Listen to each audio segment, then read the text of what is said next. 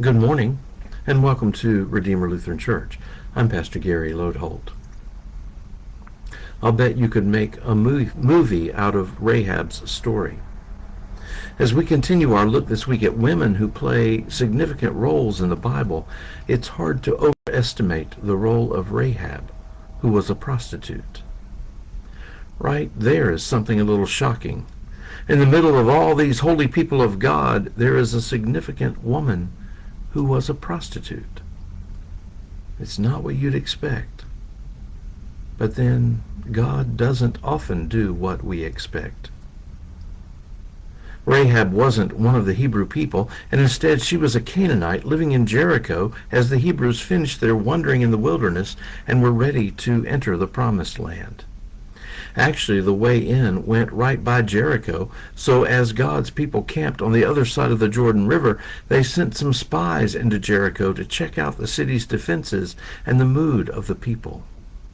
These spies went into the city, and the way the Bible tells it, they went to Rahab's house pretty quickly.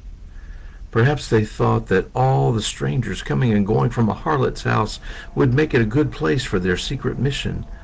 But someone leaked word to the king. The king sent a message to Rahab to bring the men right away, but Rahab instead hid them under some flax that she had drying on her roof.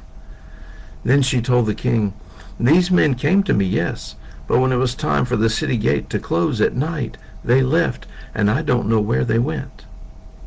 So the king sent soldiers to search the roads, but he found nothing. Meanwhile, Rahab told the Hebrew spies that she had heard of all that God had done for God's people and begged for her life and the life of her family. The spies told her that if she kept their secret, she would be spared.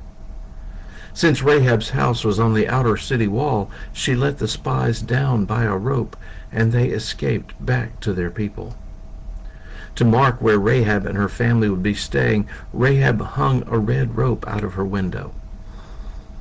The spies reported to Joshua that the people in Jericho were afraid of them, and that assured Joshua that it was time to begin moving into the Promised Land. Well, you probably know what happened after that. How Jericho walled themselves inside, how the Hebrews marched around the city, and on the seventh day the walls came tumbling down. Everyone in the city, even all the cattle and animals, was put to the sword, except Rahab and her family. They were saved.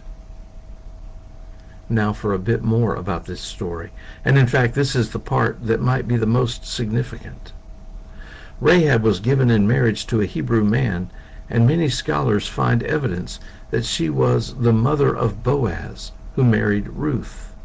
And that makes Rahab, the prostitute, a great-great-grandmother of King David.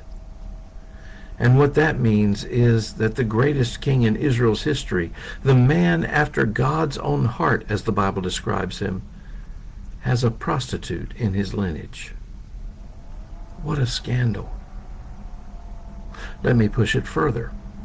Jesus, the very Messiah sent by God, is also of David's line, so Jesus also has a prostitute in his lineage. You can see it right there at the beginning of Matthew as he presents his genealogy of Jesus. Rahab is clearly included along with two other women of questionable reputation. And not only that, but she wasn't a Jew. She was a foreigner. So what does this mean?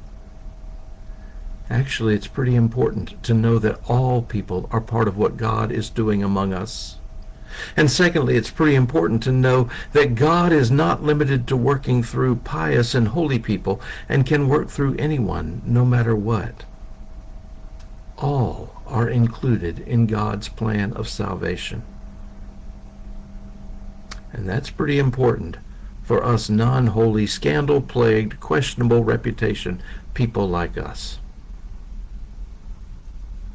Thanks for watching, and remember to let this day belong to God.